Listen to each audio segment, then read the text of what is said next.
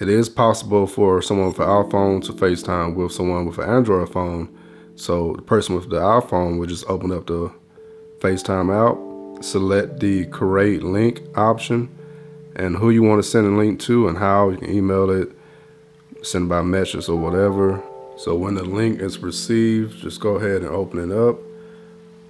Just type a name here, doesn't matter what the name is, and you're going to select join.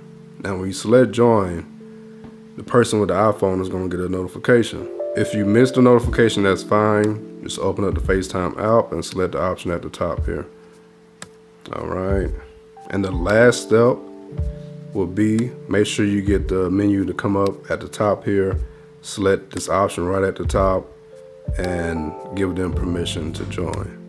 If it does take too long, because I did notice, since I did try this twice, I tried it once off camera and once on camera, I may have to accept again. So that's just something to keep in mind. If it does take a while, just make sure that you approve all the links in case the person tried to open the link multiple times. And the person on an Android phone does have options, so you can switch to the front camera, switch to the rear camera. And if you hit this more option, you have different options for your microphone in case you have like a Bluetooth headset or you're in the car or whatever. But if you have any questions, you know what to do. But for this video, that's all I got for you. Much love to each and every one of you. I'm your downloading pirate, and I'm out.